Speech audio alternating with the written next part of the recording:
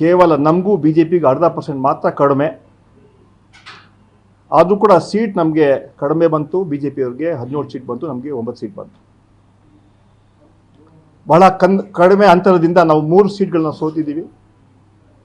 ಒಂದು ಹಾವೇರಿ ಇರ್ಬೋದು, ಬೆಂಗಳೂರು ಸೆಂಟ್ರಲ್ ಇರ್ಬೋದು, ಚಿತ್ರದುರ್ಗ ಇರ್ಬೋದು. ನಾವು ಕನಿಷ್ಠ 13-14 ಸೀಟ್ ನಾವು ಗೆಲ್ತೀವಿ ಅಂತ ಕನಿಷ್ಠ ವಿಶ್ವಾಸ ಇಟ್ಕೊಂಡಿದ್ವಿ. ಆದರೆ ಕೆಲವ ಕಾರಣಗಳಿಂದ ನಾವು ಗೆಲ್ಲಕ್ಕೆ ಸಾಧ್ಯ ಆಗಲಿಲ್ಲ. 2019 ಲೋಕಸಭಾ ಚುನಾವಣೆಯಲ್ಲಿ ಕಾಂಗ್ರೆಸ್ ಪಕ್ಷಕ್ಕೆ 31% ಇತ್ತು, BJPಗೆ 51% ಇತ್ತು ಆವಾಗ. ಈಗ BJPಗೆ 46% ಇದೆ, ಕಾಂಗ್ರೆಸ್ 45%, 0.5% ಇದೆ. ಅದು ಈ ಕ್ಷೇತ್ರದಲ್ಲಿ, ಧಾರವಾಡ ಲೋಕಸಭಾ ಕ್ಷೇತ್ರದಲ್ಲಿ ನಮ್ಮ ಪಕ್ಷದ ಅಭ್ಯರ್ಥಿಗಳಾದ ವಿನೋದ್ ಅಸೂಟಿಯವರು ಸೋತು ಗೆದ್ದಿದ್ದಾರೆ. ಪ್ರಹ್ಲಾದ್ ಜೋಶಿಯವರು ಗೆದ್ದು ಸೋತಿದ್ದಾರೆ. ಯಾಕಂತ ಹೇಳಿದ್ರೆ ರಾಷ್ಟ್ರ ನಾಯಕರು ನರೇಂದ್ರ ಮೋದಿಯವರ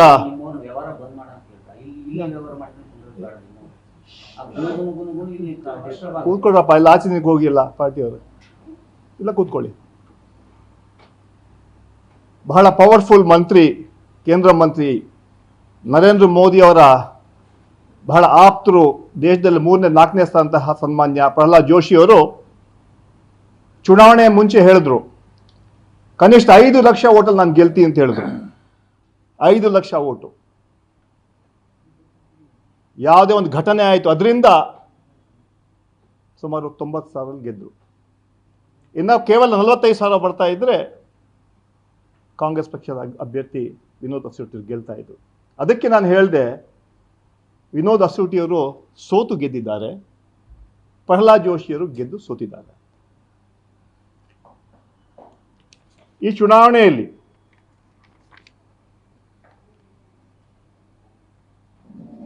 ಇಂಡಿಯಾ ಮೈತ್ರಿಕೂಟ ದೊಡ್ಡ ಒಂದು ಸಾಧನೆ ಮಾಡಿದೆ.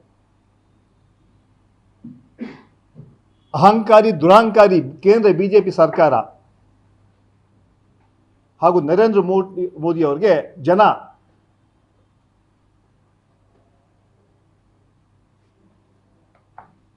ಪಾಠ ಹಾಗೂ ಕಪಾಳ ಮೋಕ್ಷವನ್ನು ಮಾಡಿದ್ದಾರೆ. ಅವರು ಚುನಾವಣೆ ಮುಂಚೆ ಹೇಳ್ತಾ ಇದ್ರು, ಸಬ್ಕಾ ಸಾಥ್, ಸಬ್ಕಾ ವಿಕಾಸ್, ಸಬ್ಕಾ ವಿಶ್ವಾಸ್ ಅಂತ ಹೇಳ್ತಾ ಇದ್ರು. ಸಬ್ಕಾ ವಿಶ್ವಾಸನ್ನ ಕಳ್ಕೊಂಡ್ಬಿಟ್ಟಿದ್ದಾರೆ.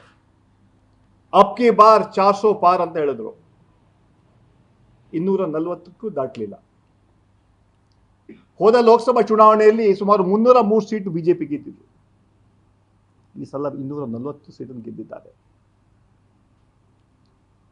ಆ ಸನ್ನಿವೇಶ ನೋಡಿದ ಜನ BJP ಸರ್ಕಾರಕ್ಕೆ, ನರೇಂದ್ರ ಮೋದಿ ಅವರಿಗೆ ತಕ್ಕ ಪಾಠ ಕಲಿಸಿದ್ದಾರೆ.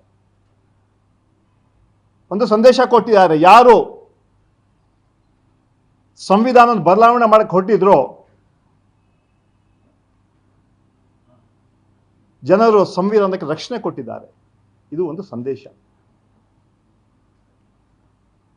10 ವರ್ಷ ದೇಶವನ್ನು ರಾಮರಾಜ್ಯ ಮಾಡಿದ್ದೀವಿ ಅಂತ ಹೇಳಂತಹ ನರೇಂದ್ರ ಮೋದಿ ಅವರಿಗೆ ಜನ ಇವತ್ತು ಉತ್ತರ ಕೊಟ್ಟಿದ್ದಾರೆ. ಇದೊಂದು ಕಿಚಡಿ ಸರ್ಕಾರ. ಈ ಸರ್ಕಾರಕ್ಕೆ ಆಯುಷ್ಯ ಜಾಸ್ತಿ ಇಲ್ಲ. ಯಾವ ಸಂದರ್ಭ ಕೂಡ ಈ ಸರ್ಕಾರ ಬೀಳಬಹುದು. ಒಂದು ಕಡೆ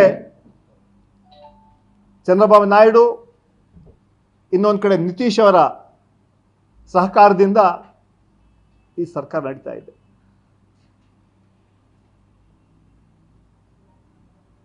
ಈ ಸರ್ಕಾರ ಯಾವುದೇ ಅಭಿವೃದ್ಧಿ ಮಾಡ್ಲಿಕ್ಕೆ ಆಗೋದಿಲ್ಲ. ಯಾಕಂದ್ರೆ 10 ವರ್ಷ ಮಾಡಿದಂಥ ಸರ್ಕಾರ ಈಗ ಈ ಸರ್ಕಾರ ಹೇಗೆ ಮಾಡ್ತಾರೆ ಅಂತ ಜನ ಇವತ್ತು ಚರ್ಚೆ ಮಾಡ್ತಾರೆ. ಸರ್ಕಾರ ಮಾಡೋಂಥ ನೈತಿಕ ಹಕ್ಕನ್ನು ಸನ್ಮಾನ್ಯ ನರೇಂದ್ರ ಮೋದಿ ಕಳ್ಕೊಂಡ್ರು ಈ ವೋಟಿನ ಸಂದೇಶದ ಮೂಲಕ. ಆ ಹಿನ್ನೆಲೆಯಲ್ಲಿ ಇವತ್ತು ಇಂಡಿಯಾ ಮೈತ್ರಿಕೂಟ ದೇಶದಲ್ಲಿ ಒಂದು ಸಂಚಲನ ಉಂಟು ಮಾಡಿ ಹೆಚ್ಚಿನ ಸೀಟನ್ನು ನಾವು ಗೆದ್ದು ಜನರ ಆಶೀರ್ವಾದ ಪಡ್ಕೊಂಡಿದ್ದೀವಿ.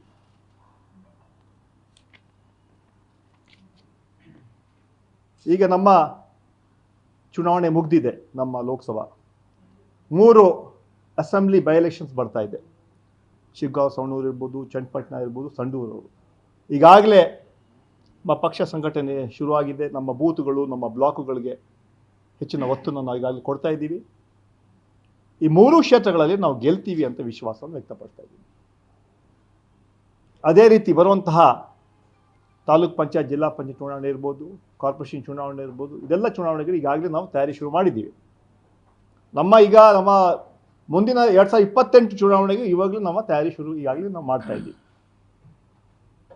ಒಟ್ಟಾರೆ ಕಾಂಗ್ರೆಸ್ ಪಕ್ಷದ ಸಂಘಟನೆಗೆ ಹೆಚ್ಚು ಒತ್ತು ಕೊಡುವಂಥ ಕೆಲಸ ನಾವು ಮಾಡ್ತಾ ಇದ್ದೀವಿ. ಗ್ಯಾರಂಟಿ ನ್ಯೂಸ್, ಸುದ್ದಿ ಖಚಿತ, ನ್ಯಾಯ ನಿಶ್ಚಿತ.